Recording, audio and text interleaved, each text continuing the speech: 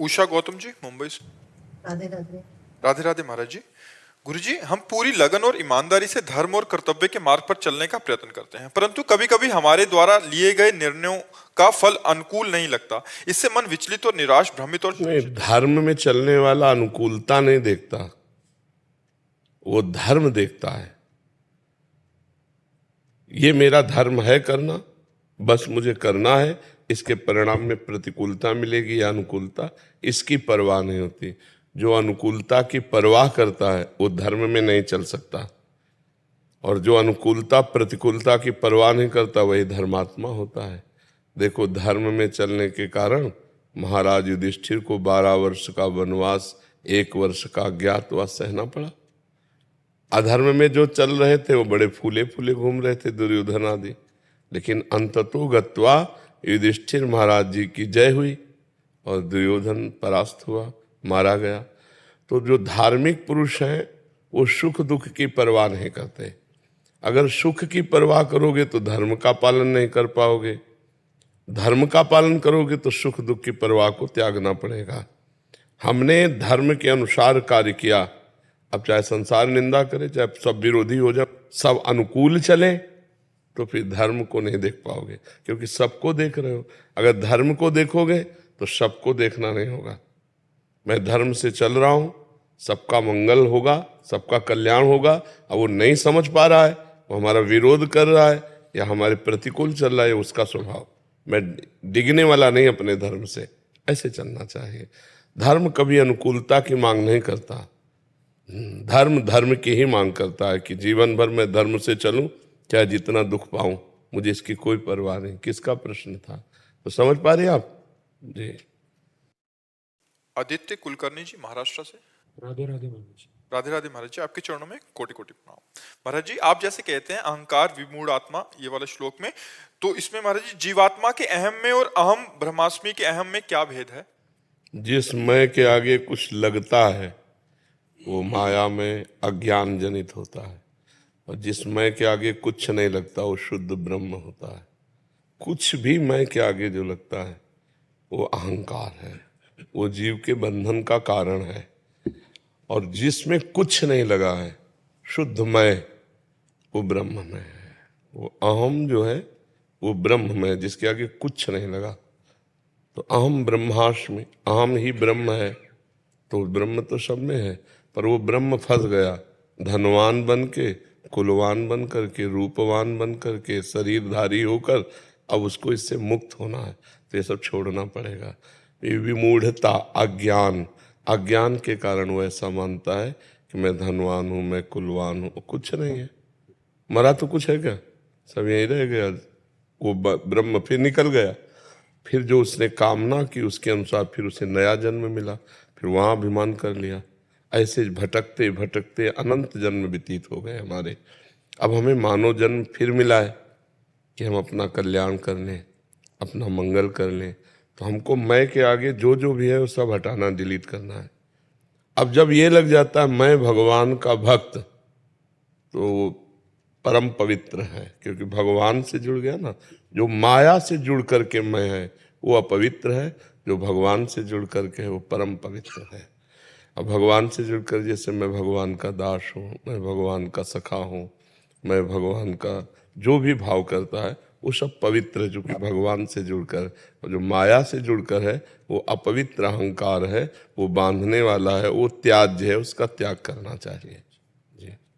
उमेश प्रताप सिंह जी बस्ती से। राधे राधे। महाराज जी, आपके चरणों में चरण स्पर्श। महाराज जी, अपने इष्ट देव की पहचान कैसे करें? कई देवी देवता हैं, जैसे भगवान राम जी, कृष्ण जी। पहले गुरु की पहचान करो, पहले गुरुदेव। गुरुदेव जो नाम रूप देते हैं वो हमारा इष्ट होता है। अपने आप से चयन करने से सिद्धि प्राप्त नहीं होती, गुरुदेव प्रदत्त। हमने गुरुदेव का वर्ण किया, उन्होंने हमें राम रूप दिया, श्याम रूप दिया, शिव रूप दिया, जो रूप दिया बस उसी में अपने मन को लगा लेते हैं। इसीलिए गुरुदेव भगवान की महिमा है। बिना गुरुदेव के भवसागर से तरा नहीं जा सकता। चाहे शिव बिरंच सम होई, गुरु बिन भव निधि तरे न कोई। तो हम पहले गुरुदेव की खोज करें और गुरुदेव मिले, फिर हम गुरुदेव जो बतावें नाम, जो रूप, जो लीला, जो उपासना, उसके अनुसार चलें। तो हम परिपक्व साधक कहलाएंगे। गुरु प्रदत्त उपासना ही सिद्धि प्रदान करती है। गुरु प्रदत्त इष्ट ही साक्षात्कार की योग्यता प्रदान करता है। गुरु प्रदत्त नाम ही इष्ट का साक्षात्कार करवाता है। इसलिए ध्यान मूलम गुरु मूर्ति, पूजा मूलम गुरु पदम, मंत्र मूलम गुरु वाक्यम, मोक्ष मूलम गुरु कृपा। ये सब गुरुदेव के ऊपर है। नहीं तो आपने गुरुदेव का वर्ण किया। हाँ, तो इसीलिए तो जब तक ब्याह नहीं होता तो लड़की 10-20 फोटो रोज देखती है, पता नहीं कौन दूल्हा इसमें हो। लेकिन ब्याह होने के बाद अगर 10-20 फोटो देखे तो गलत मानी जाएगी कि नहीं मानी जाएगी? तब तक गलत नहीं मानी जाएगी जब तक तो अभी ब्याह नहीं हुआ आपका। ब्याह का मतलब जीवन का पूरा भार अभी गुरुदेव के चरणों में समर्पित नहीं किया, इसलिए निर्णय नहीं हो पा रहा। राम भजूं, कृष्ण भजूं, शिव भजूं, ये तो वहां से निर्णय होगा गुरुदेव से। जी राजेश कुमार जी चंडीगढ़ से। जी राधे राधे महाराज जी। महाराज जी, आप कह रहे हैं कि आप निराकार उपासना के पथिक थे, बट आपका सत्संग सुने तो नाम जप में रुचि बढ़ी इनकी। महाराज जी फंसे कहाँ हो? साकार और निराकार में। नहीं, हम कह रहे फंसे कहाँ हो? आकार में फंसे हो ना, आकार में तो फंसे हो। तुम निराकार हो भैया, तुम ही निराकार हो। तुम्हारा स्वरूप ना अल्ट्रासाउंड में आ सकता है, न एक्सरा में, न सिटी स्कैन में आ सकता है। मन नहीं आ सकता, फिर स्वरूप तो बहुत बड़ी बात है। आज तक कोई मशीन वैज्ञानिकों ने नहीं बनाई कि देखो ये मन बनी है। अभी तक हमें तो पता नहीं, लेकिन आप लोग तो संसारे में आज तक कोई देश विदेश में ऐसी तैयार हुई हो मशीन, ये मन देखो, ये बुद्धि, ये चित्त, ये अहंकार। क्योंकि अध्यात्म मशीनरी नहीं पकड़ सकती। अध्यात्म दिव्य योग मार्ग है। दिव्य भाव के द्वारा जब हम अपने स्वरूप का चिंतन करते हैं तो हमारा स्वरूप निराकार है, कोई आकार नहीं है। पावर, दिव्य पावर, उसे जो यंत्र मिल जाता है वही वो रूप धारण कर लेता है। जैसे एसी तो पावर शीतलता फेंकने लगी, हीटर पावर गर्मी फेंकने लगा, पंखा पावर हवा फेंकने लगी, हाइड्रोजन पावर लाइट फेंकने लगा। लेकिन पावर है वो न पंखा है, न एसी है, न हीटर है, न हाइड्रोजन है। वो पावर है। उसका जहां प्रयोग होता है उसके अनुसार, यंत्र के अनुसार वो अपना स्वरूप प्रकाशित कर देता है। ऐसे ही ये ब्रह्म पावर है। सुअर में गया तो अपने को सुअर देख रहा है, मनुष्य में आया तो अपने को मनुष्य देख रहा है। लेकिन ये आकार उसके तो नहीं है ना। ये बिजली का आकार थोड़ी है। बिजली जहां जाती है वैसे ही अपना स्वरूप प्रकाशित कर देती है यंत्र के अनुसार। लेकिन बिजली का कोई रूप नहीं है, वो एक पावर है। ऐसे ही ब्रह्म पावर है, भगवत पावर है जीव, उसका कोई रूप नहीं है। कहीं पढ़ा है आज तक कि जीव ऐसा है, काला है, गोरा है, लंबा है, चौड़ा है, छोटा है, बड़ा है? कोई रूप नहीं। आप भी निराकार हो, लेकिन फंस गए आकार में। तो जैसे कांटा लग जाए तो कांटे से कांटा निकाला जाता है, तलवार से कांटा थोड़ी निकाला जाएगा, या हवा से कांटा नहीं निकलेगा। वो कांटे जैसी आकृति वाले यंत्र से ही कांटा निकलेगा। तो हम आकृति से फंसे हैं, आकार में फंसे हैं, तो हम आकार से ही मुक्त हो गए। हमारा स्वरूप तो निराकार है ही है। और भगवान का मानो चाहे साकार चाहे निराकार, पहले अपने स्वरूप को देख ले। निराकार होते हुए भी तुम आकार में फंस गए, तो अब आकार से ही निराकार की तरफ लौटो। भगवान के नाम का जप, भगवान के रूप की आराधना, तो ये आकार ये वाला भूल जाओ, जो शरीर आकार है इसको भूल जाओ। और वो आकार सच्चिदानंदमय है, तो उस आकार में तन्मय होते ही संसार का चिंतन छूटा, तो असलियत जो भी हमारे भाव हुए, साकार या निराकार, वो हमारे सामने प्रकाशित हो जाते हैं। समझ पा रहे आप? तो खूब नाम जप करो, हमारी बात मान लो, इस चक्कर में ना फंसो। आप जी नाम जप कौन सा किया? अब हमसे पूछोगे तो हम तो राधा नाम के आशिक हैं, हम तो कहेंगे हाँ तो शिव शिव जपो, सांब सदा शिव जपो, ठीक है। सांब सदाशिव सांब सदाशिव ऐसा जपो, और भागवत गीता इन शास्त्रों का स्वाध्याय करते रहो, तो बुद्धि पवित्र होकर ज्ञानार्जन होगा ना, तो आप सतमार्ग में आगे बढ़ जाओगे। पाप आचरण से बचो, अपवित्र भोजन से बचो, अपवित्र वार्ता, अपवित्र विचार, इनसे बचो। यदि भगवान को प्राप्त करना है तो कम सोना, कम बोलना, कम खाना, ये 3 चीजें अपने संयम में कर ले। वाणी को संयम में कर ले, कम बोले, मौन आश्रय रखे, जब बोले तो उचित बोले, और नींद 4 घंटे 5 घंटे पर्याप्त समय, सो के बर्बाद न करें। और भोजन 400 ग्राम अन्न में 24 घंटे मनुष्य स्वस्थ होकर जी सकता है, तो हम कह रहे हैं 1 किलो खा लो, 24 घंटे में 1 किलो भोजन ले लो। लेकिन ये नहीं कि चिड़िया की तरह चुगते रहो।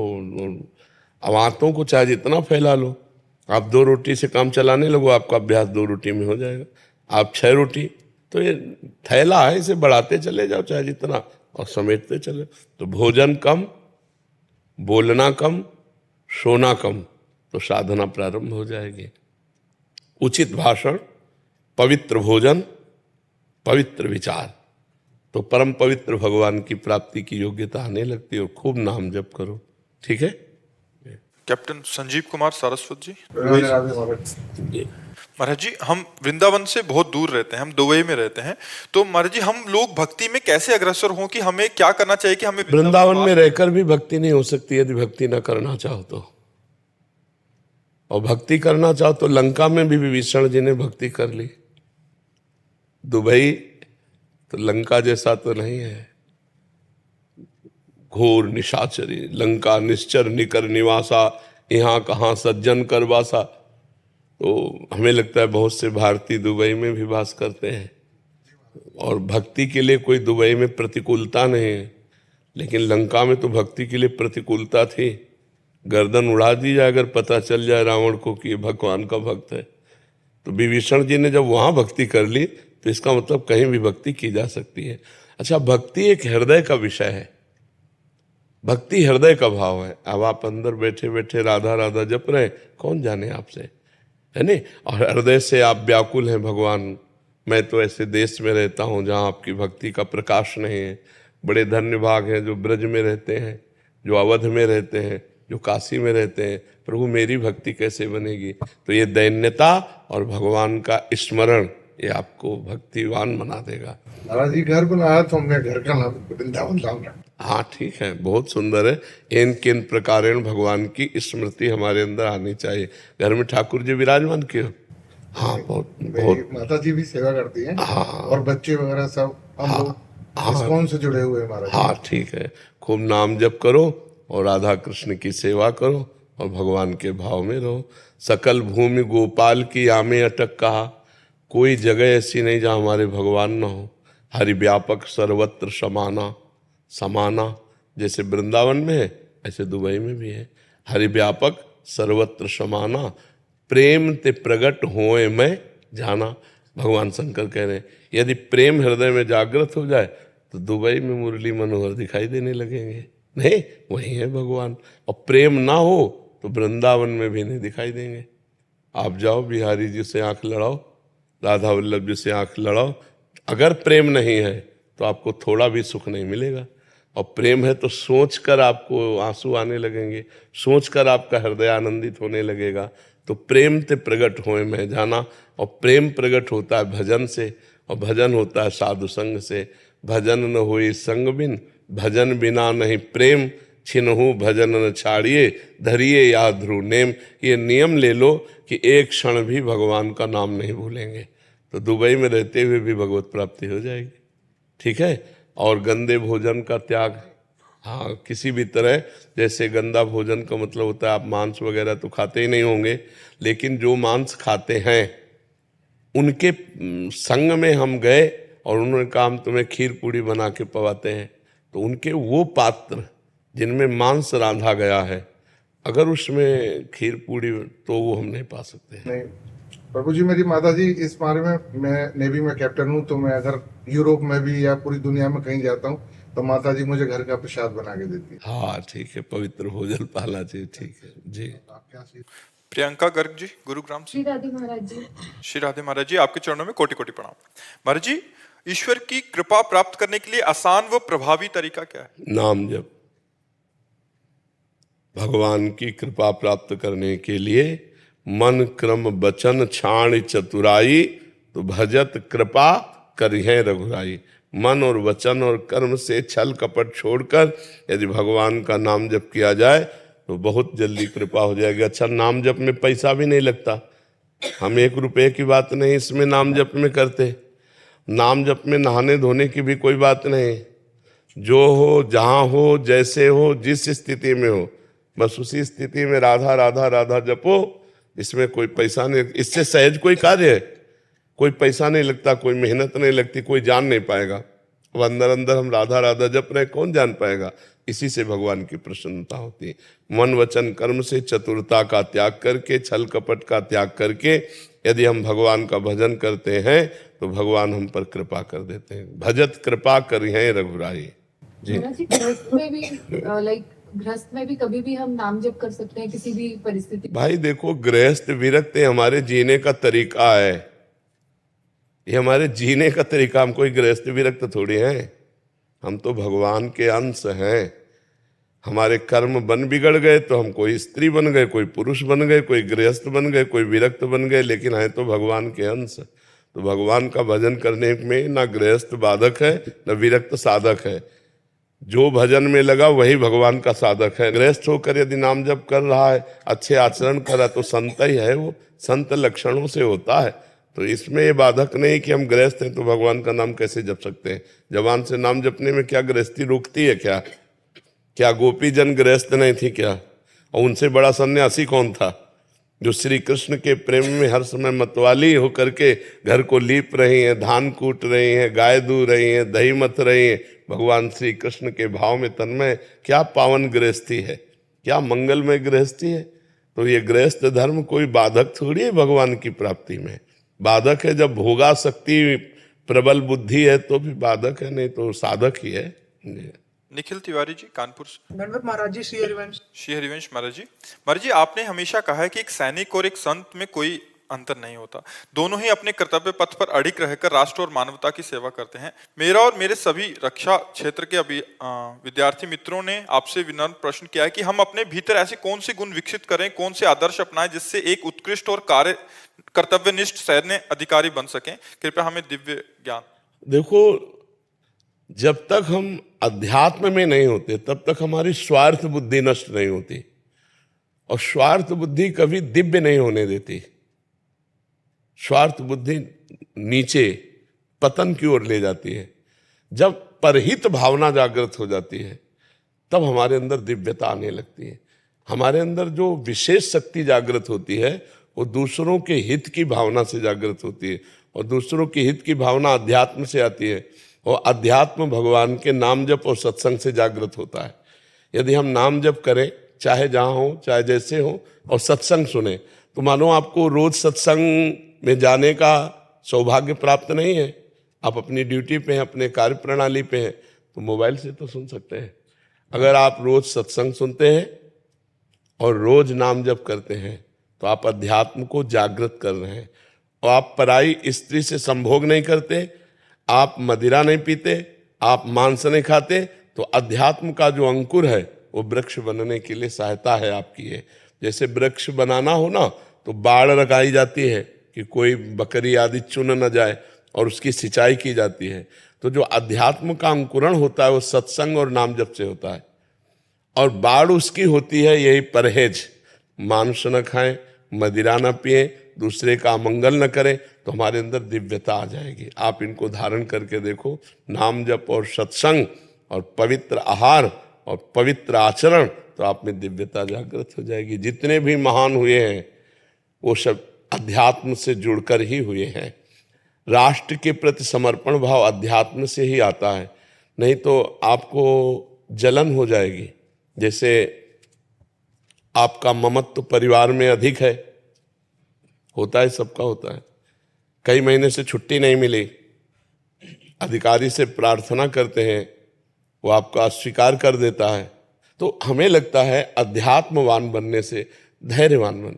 चलो इस बार हमारी रिक्वेस्ट नहीं मानी, अगली बार मान लेंगे, अगली बार गए तो कभी तो छुट्टी मिलेगी ही, परिवार जाएंगे। तो ये बुद्धि जो हमारी है ये शुद्ध हो जाए तो ये दिव्य हो जाए, और बुद्धि अपवित्र है तो सब बेकार हो गया।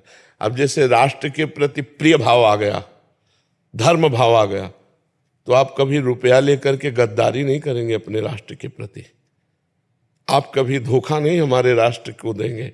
लेकिन अगर आपकी बुद्धि आध्यात्मिक नहीं है तो आपको कोई करोड़ 2 करोड़ दे रहा है तो आपको लगेगा ना। तो परहित की भावना ये अध्यात्म से जागृत होती है, और अध्यात्म नाम जप और सत्संग से, और सत्संग और नाम जप हमारा बराबर चलता रहे। इसलिए हमें पराई स्त्री का संभोग, मदिरापान और मांस भक्षण इनका त्याग कर देना चाहिए। महाराज जी एक संशय। महाराज जी मेरे मित्र ब्रह्म ये भी आने वाले समय में फौज ज्वाइन करने वाले हैं। मैम महाराज जी कई कई जगह ऐसी पोस्टिंग होती है जहाँ पे ना चाहते हुए भी, आपके मुख से हमने सुना है कि अगर कभी किसी इंसान ने अगर शराब की बूंद भी जबान में लगा दी तो उसका ब्रह्मणत्व का नाश हो जाता है। लेकिन महाराज जी कभी ऐसी जगह कहीं पे पोस्टिंग है जहाँ पे तामसिक आहार, या जैसे सियाचिन ग्लेशियर में, वहाँ पे अगर गलती से भी अगर कभी ऐसा कुछ करने को रहा तो फिर उसके लिए जरूरी है कि वो करे? नहीं महाराज जी, ऐसा होता है तो संशय था। नहीं, उसको ना करे। भगवान में बहुत बल है बच्चा। हर गर्मी सर्दी बरसात सब कुछ सहने। क्या ऐसे महात्मा नहीं जो हिमालय में है? क्या वो शराब पीते हैं?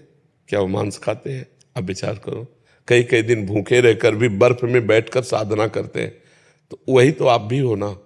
आप राष्ट्र के लिए साधना कर रहे हो, भगवान के लिए साधना कर रहे हैं, तो आप राष्ट्र और भगवान दोनों को लेके चल रहे हैं। तो मुझे लगता है यदि आप निष्ठावान हैं तो नहीं पीना चाहिए। आपको गर्मी भगवान देंगे, आंतरिक गर्मी भगवान देंगे, हर बात सहने की सामर्थ्य भगवान दे देते हैं। जरूरी थोड़ी ही कि अशुद्ध पदार्थ पीने से ही आपका शरीर रक्षण होगा, नहीं है। ऐसे भी बहुत से आर्मी में हमारी जानकारी में लोग हैं जिन्होंने पूरा जीवन आर्मी में दे दिया लेकिन एक बूंद शराब नहीं पी। तो क्या वो लोग ऐसी जगह तैनात नहीं हुए? क्या तैनात जरूर हुए होंगे, लेकिन वो निष्ठावान है। से महाराज जी वेजिटेरियन रहते हैं जो मतलब शराब आदि का सेवन नहीं करते और वहाँ। हाँ, तो हमें लगता है कि ऐसी निष्ठा रखनी चाहिए, क्योंकि अगर हम जरा भी छूट दे दिए तो हजारों लोग भ्रष्ट हो जाएंगे। तो हमें लगता है कि ना को ही पकड़े रहे। और 4 दिन की जीवन है यार, राष्ट्र के लिए समर्पित जीवन, भगवान को समर्पित जीवन, उज्जवल भविष्य, उज्जवल जीवन, काहे को गंदा करें? भाई राष्ट्र तो सब व्यवस्था आपकी करेंगे, लेकिन नहीं, आप धर्मात्मा है और राष्ट्र सेवक है तो आपको नहीं खाना चाहिए, क्योंकि और भी सुविधा है ना, बिना उसके भी तो जिया जा सकता है। और शक्ति आती है धर्म में, शक्ति धर्म में आती है। कितनी बड़ी शक्ति हमारे देशवासियों में कि जय हिंद बोलकर फांसी के फंदे पर झूम गए, नहीं झूम गए? तो हम उन्हीं के वंशज है, हम उन्हीं के अंश हैं। तो हम राष्ट्र के लिए उतना प्रयास करेंगे कि हमारा राष्ट्र विजयी हो, राष्ट्र हमारा सुखी हो। वही आपकी भावना आपका मंगल कर देगी। चिराग जी मथुरा से। राधे राधे महाराज जी। महाराज जी, नकारात्मक विचार मुझसे पाप करवा देते हैं महाराज जी, ऐसे विचारों को मैं कैसे दूर करूं महाराज जी? सत विचार, असत विचार, ये 2 बुद्धियां हमारे अंदर हैं, कुमति और सुमति।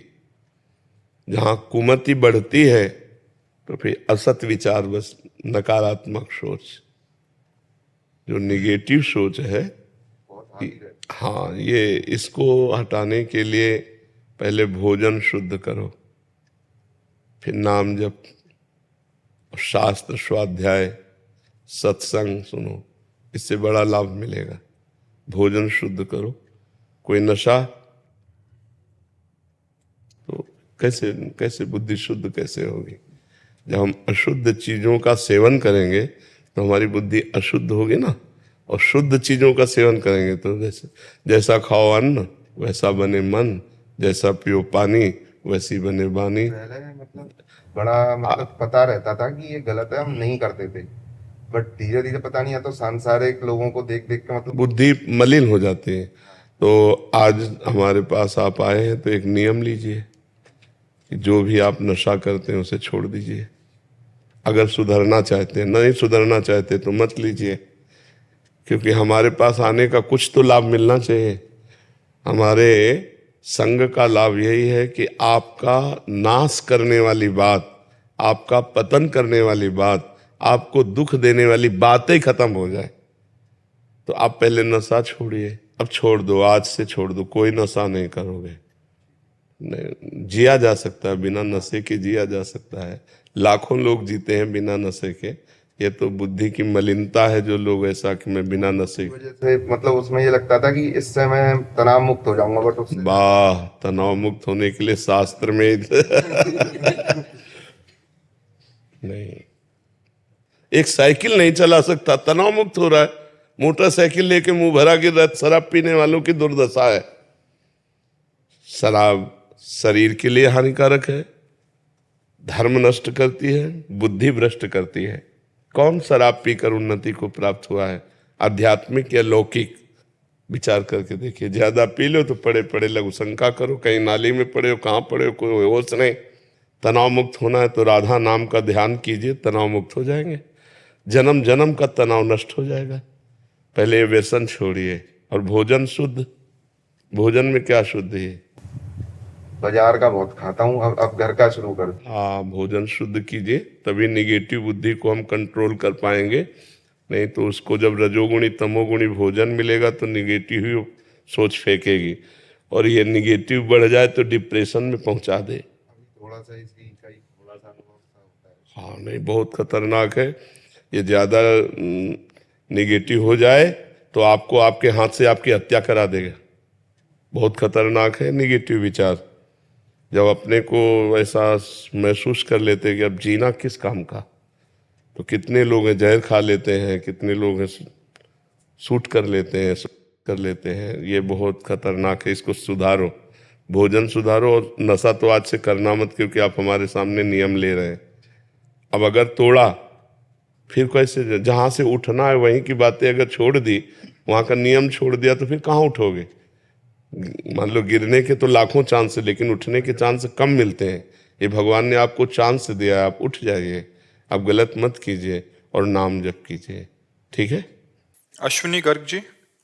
राधा राधा। राधे राधे महाराज जी, आपके चरणों में कोटि कोटि प्रणाम। महाराज जी, चिंतन में काम, क्रोध, लोभ, मोह, भय, अहंकार आदि सब छठ विकार हैं। इन सब में क्रिया भी हो जाती है। चिंतन व क्रिया दोनों में विकार कैसे छूटे? अहम भाव बहुत देखो, तेज है। क्रिया पहले नहीं होती, पहले चिंतन होता है। जो चिंतन में हमें सुख देता है, काम या जो भी भोग, वो क्रिया में नहीं होता। आप देख लो, अगर क्रिया में होता तो क्रिया के बाद तृप्ति हो जानी चाहिए ना, फिर चिंतन होता है, फिर लगता है इस तरह से इसको ऐसे इस पदार्थ को भोगा जाए तो सुख मिलेगा। बस यही नाश का कारण है। ध्यायतो विषयान पुंसान संगास्तेषु उपजायते, संगात संजायते कामः, कामात् क्रोधो विजायते, क्रोधात् भवति सम्मोहा, सम्मोहा स्मृति विभ्रमा, स्मृति भ्रंशात् बुद्धिनाशो, बुद्धिनाशात् प्रणश्यति। जब हम विषयों का ध्यान करते हैं, चिंतन करते हैं, वो खाली समय हमने क्यों दिया? उस समय में नाम चिंतन करना चाहिए, भगवान का चिंतन करना चाहिए। तो जब भगवान के चिंतन के साथ गलत चिंतन चलता है तो गलत चिंतन नष्ट हो जाता है और भगवान का चिंतन विजयी होता है। और जब खाली बैठे हो तो विषय चिंतन होगा, विषय क्रिया होगी और वो दुर्गति प्रदान करेगी। त्रिविधम नरकस्येदम द्वारम नाशन मात्मनः, कामः क्रोधा तथा लोभा तस्मात् दैत्यम त्यजेत्। ये तीन आत्मा का नाश करने वाले हैं, काम, क्रोध, लोभ। काम इनमें मुखिया है। काम की अपूर्ति में क्रोध होता है और काम की पूर्ति में लोभ होता है, और तीनों नरक पहुंचाने वाले हैं। इसलिए हमें निरंतरता बनानी है नाम जप की, कि हमारा मन खाली ही ना रहे। विषयों का चिंतन करने वाला मन बंधन का कारण है और भगवत चिंतन करने वाला मन मोक्ष का कारण है। राधा राधा राधा, राम राम राम, हरि हरि हरि, कृष्ण कृष्ण, नारायण शिव। जो नाम प्रिय हो आपको वो नाम निरंतर चलाओ। देखो अभी सब ठीक हो जाएगा। संसार के अंदर अपने आप आ जाता है। कोशिश नाम का करते हैं, संसार चलने लग जाता है। देखो आप समझो, जब हम प्रारंभ नाम जप करते हैं तो हमारे दो चिंतन होते हैं, एक भूत का चिंतन और एक भविष्य का चिंतन, बीती बातों का चिंतन या आगे होने वाली बातों का चिंतन। साथ में नाम जप कर रहा है, नाम जप उसको डिलीट करता जा रहा है अनजाने में। जैसे सीसी कैमरा सब कुछ कवर करता है, ऐसे ही हमारा मन पूरे भूत भविष्य की बातों को कवर करता रहता है। और जब हम नाम जप करते हैं तब वही सब बाहर निकलती हैं। तो हमें समझना चाहिए कि नाम जप को हम और बढ़ावें, जिससे हमारा मन खाली हो जाए। खाली निर्मल मन भगवान का साक्षात्कार करता है, मलिन भरा हुआ मन प्रपंच युक्त होता है। तो देखो, ऐसे देखो, बात कर रहे हो, कोई आपको विषय चिंतन नहीं, लेकिन अभी माला उठा के बैठो, अभी विषय चिंतन शुरू हो जाएगा। क्योंकि वो मन जो विषयों में लगा था और उसने विषय पकड़ रखे थे, अब वो खाली कर रहा है नाम। अब वो मंत्र जब से डिलीट हो रहा है, तो आपको उत्साहित होना चाहिए, गंदगी निकल रही है, और खूब नाम जप करो, धीरे धीरे ठीक हो जाएगा। अरे 3 दोष ज्यादा हैं जी मेरे में। एक तो मेरे को अहंकार आता है जी। देखो, 6 दोषों में हर दोष सबके अंदर रहते हैं, काम, क्रोध, लोभ, मोह, मद, मत्सर। अब आप पकड़ पाए तो 3 को पकड़ पाए, हैं तो 6, और 6 के 66 है, 6 के और भी विस्तार है ना, उतना ही थोड़ी, वो तो पूरा परिवार आ जाएगा। एक आ जाए तो पूरा परिवार आ जाएगा। ईर्ष्या, द्वेष, नाना प्रकार की और भी बात। हमको मूल से उड़ाना है, उसको उड़ाने के लिए भगवान नाम जप है।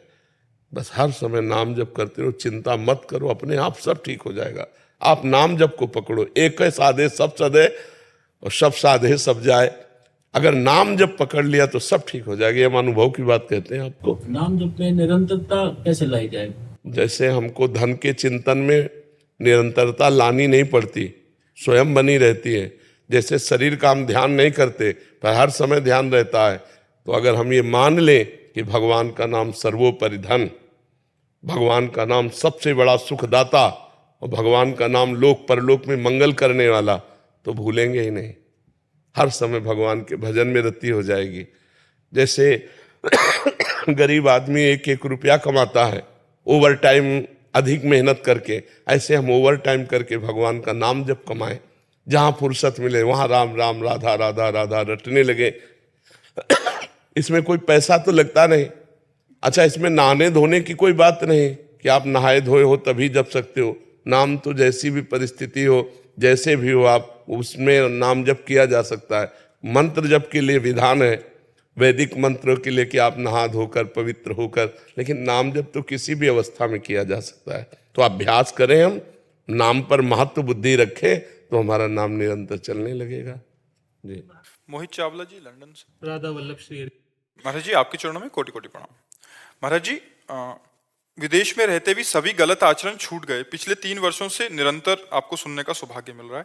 महाराज जी, मेरा प्रश्न है कि जब किसी का शरीर छूट जाता है और अगर उसे भगवत प्राप्ति नहीं हुई, तो क्या उस जीवात्मा को वो जहां भी हो, स्वर्ग में या नरक में, पता लगता है कि क्यों उसे भगवत प्राप्ति नहीं हुई? जैसे कि वो स्वर्ग या नरक में सोचे, देखा तूने भजन नहीं किया मनुष्य योनि में। हाँ, पश्चाताप होता है, पश्चाताप होता है उस जीव को। जैसे आप स्वर्ग में हैं तो आपको पता चलेगा ये पुण्य का फल हमको, ये स्वर्ग का सुख मिल रहा है, इस पुण्य का फल मिल रहा है। जिस समय आप भोगेंगे, जैसे आप 5 स्टार होटल में, आपको पता है ना इतनी पेमेंट दी है तब 5 स्टार होटल में हमको, तो आपको पता है उस समय होता रहेगा कि इस पुण्य के बल से ये महल सुख मिला, इस पुण्य के बल से ये मिला। ऐसे नरक में पता चलेगा इस पाप का फल ये मिला, इस पाप का। अब वहां भगवान की स्मृति नहीं आती, नरक स्वर्ग में भगवान की याद नहीं आती। ये नहीं आता कि मैंने भजन क्यों नहीं किया या भजन करना चाहिए था। वहां ये याद आता है कि ये पाप किया तो ये दंड मिल रहा है, ये पुण्य किया तो ये सुख मिल रहा है। मृत्यु लोक ही एक ऐसा है जहाँ भगवान की याद आती है, जहाँ भगवान का भजन कर सकते हो, जहाँ आराधना कर सकते हो। तो अन्य लोकों में या अन्य योनियों में भगवान के भजन की गुंजाइश ही नहीं है। समझ पा रहे हैं? इसीलिए कहा गया है दुर्लभो मानुषो देहो, ये मनुष्य शरीर बड़ा दुर्लभ है।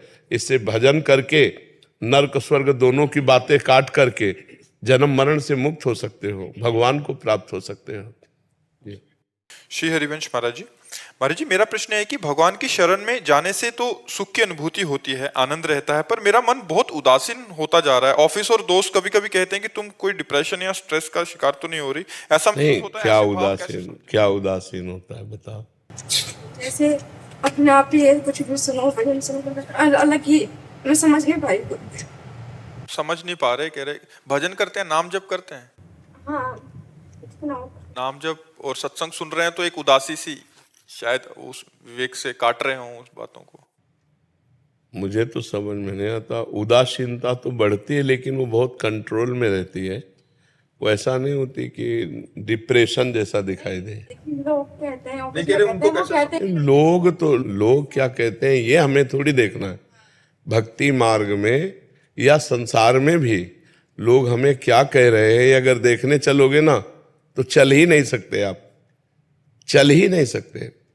एक आदमी अपने पिता के साथ जा रहा था घोड़े से, तो उसने सोचा वृद्ध पिता है, इनको बैठा देते हैं। जवान आदमी था, पैदल चलने लगा। लोग मिले, तो कहा यार कितना बुढ़ा जो है कर्कश स्वभाव का, लड़के को पैदल चला रहा है और आप घोड़े पे बैठा हुआ है। बुढ़ा उतर गया, जवान को बैठा। आगे बोले यार तुम जवान हो, तुम्हारे तमीज नहीं, बूढ़ा पैदल चल रहा, तुम घोड़े पे हो। दोनों बैठ गए। बोले आराम का घोड़ा मिला होगा, दोनों बैठे हो। दोनों उतर गए। बोले यार कितने बेवकूफ है, घोड़ा खाली जा रहा है देखो। अब हमें बताओ घोड़े वाला करे तो क्या करे। लोग तो अपनी बात कहेंगे, अपना कमेंट मारेंगे। हमको अपने मार्ग में देखना है कि मैं गलत तो नहीं हूं, गलत नहीं हूं, बस अपनी मस्ती से चलना है, लोगों से नहीं।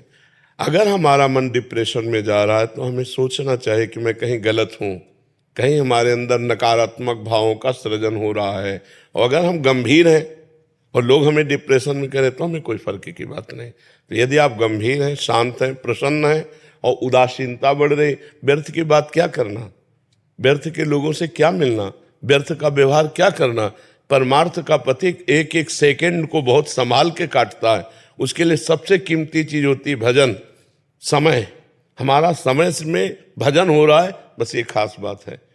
तो लोग डिप्रेशन में कहें, पागल कहें तो कोई बात नहीं, लेकिन हमें देखना मैं पागल तो नहीं हो रहा हूं, मैं डिप्रेशन। भक्ति ऐसा नहीं कि हम सब काम छोड़ दें, एकांत में बैठे रहें। भक्ति ऐसा सिखाती हो, ऐसा नहीं है। ना भगवान सिखाते हैं ना भक्ति सिखाती है। अर्जुन जी कह रहे हैं मैं सब छोड़ करके संन्यास लेकर भिक्षा मांगकर भजन करूंगा, युद्ध नहीं करूंगा। भगवान ने पूरी गीता इसीलिए सुनाई कि तुम्हें युद्ध करना है। अपने कर्तव्य का पालन करते हुए भगवान का स्मरण करना सिखाती है भक्ति।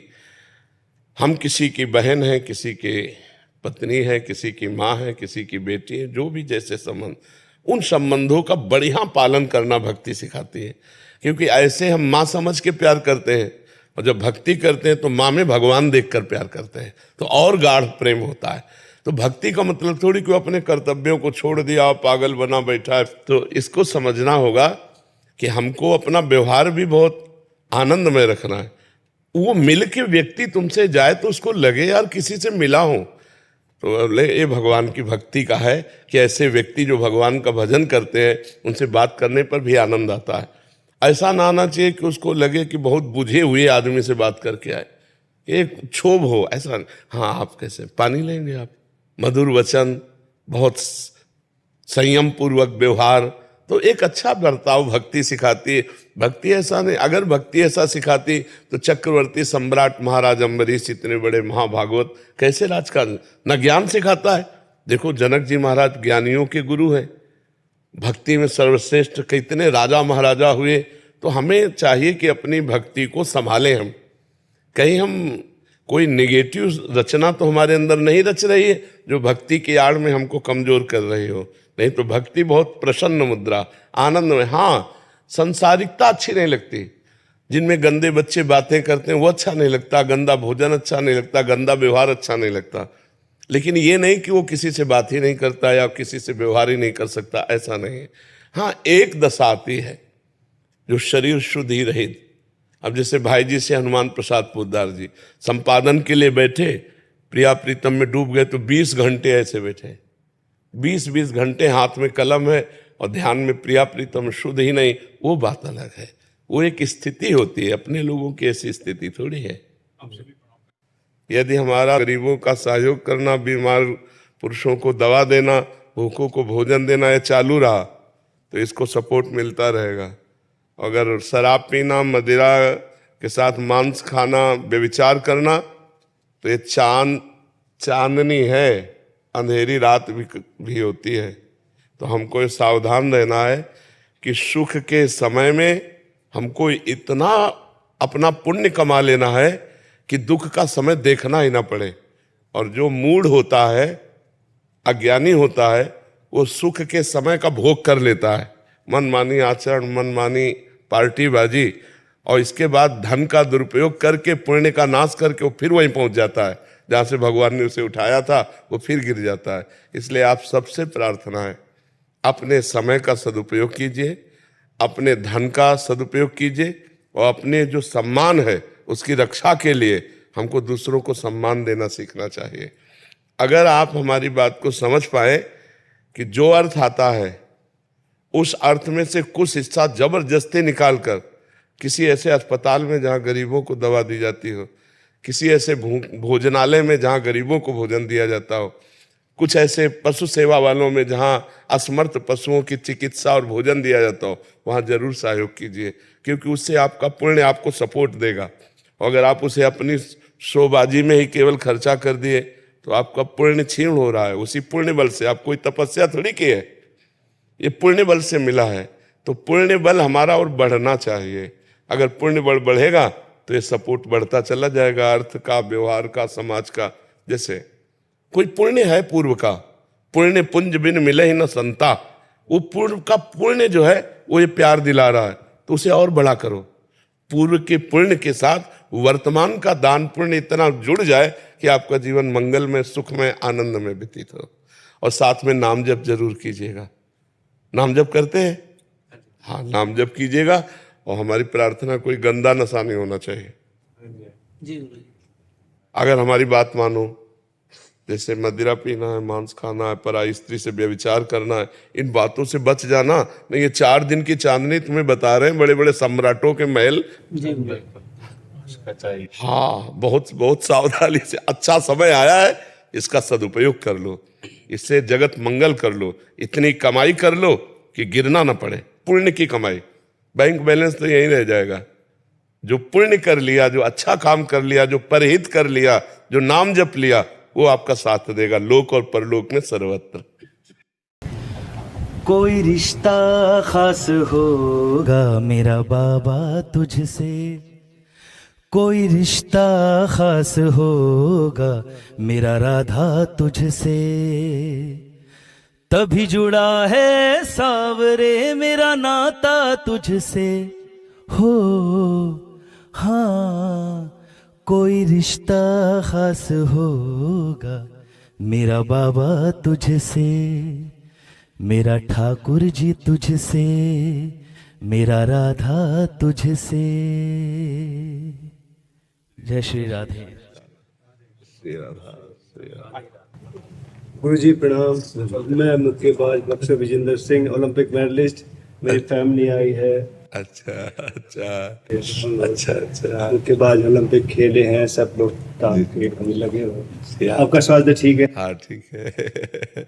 जी, मेरी वाइफ को कुछ पूछना था आपसे। मेरी वाइफ लेके क्या पूछना है? महाराज जी, मुझे जरा सी बातों पे ना बहुत डर लग जाता है, कई बार बात होती भी नहीं है। हाँ, वो जब नकारात्मक सोच हमारी बढ़ने लगती है ना, निगेटिव सोच, तो भय, चिंता, शोक, उद्विग्नता यही प्रदान करती है।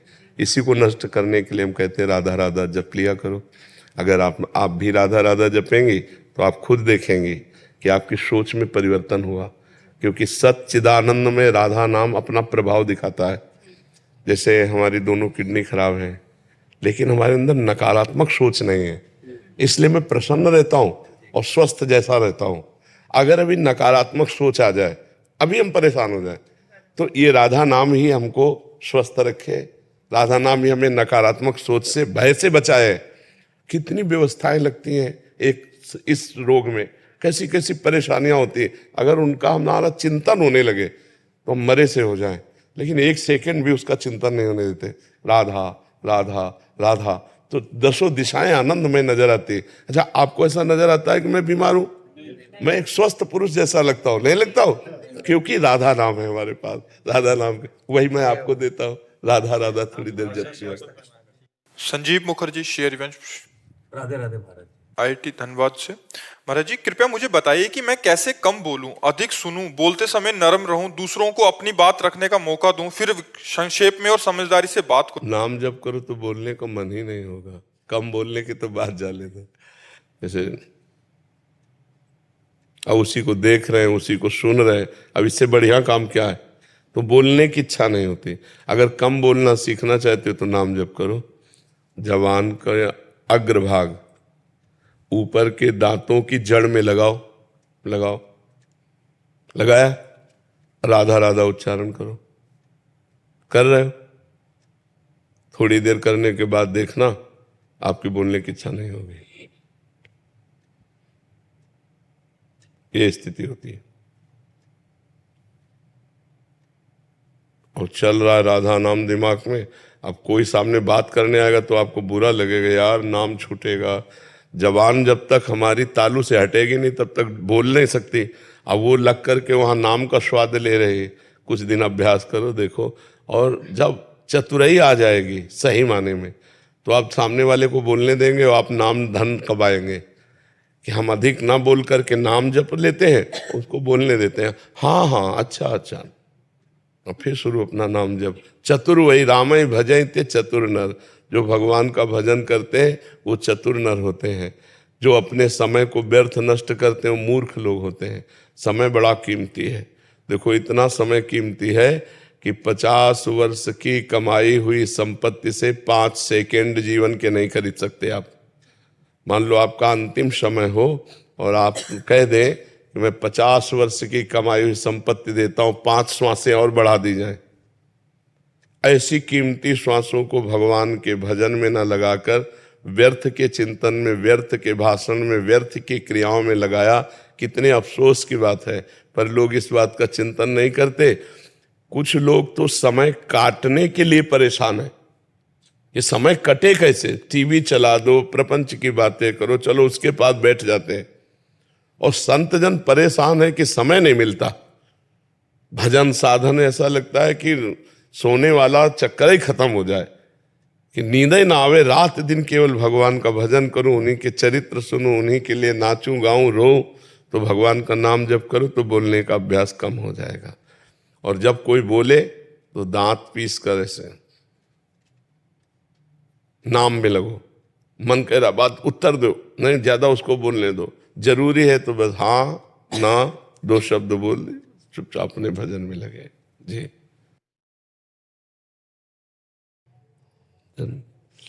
धन्यवाद। आपका स्वस्थ स्वास्थ्य के साथ ठीक है, कृपा है।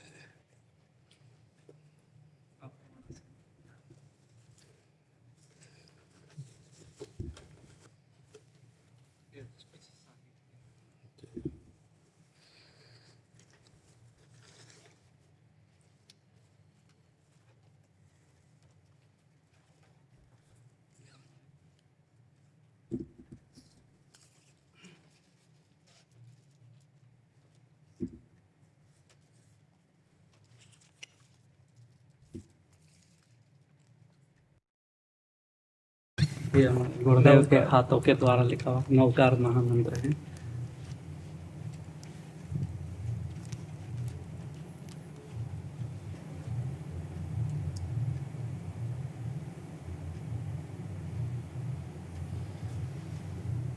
अभी 9 अप्रैल को इस नवकार महामंत्र का पूरे वर्ल्ड लेवल में जीतो संस्था के द्वारा सुबह 8 बजे से 9 साढ़े 9 बजे तक विश्व कल्याण के लिए, आरोग्य प्रदान के लिए महामंत्र का अनुष्ठान है पूरे वर्ल्ड लेवल पर। अच्छा। कोई भी किसी भी जाति संप्रदाय सभी जाप कर सकते हैं इस नवकार महामंत्र। सभी को नमस्कार किया।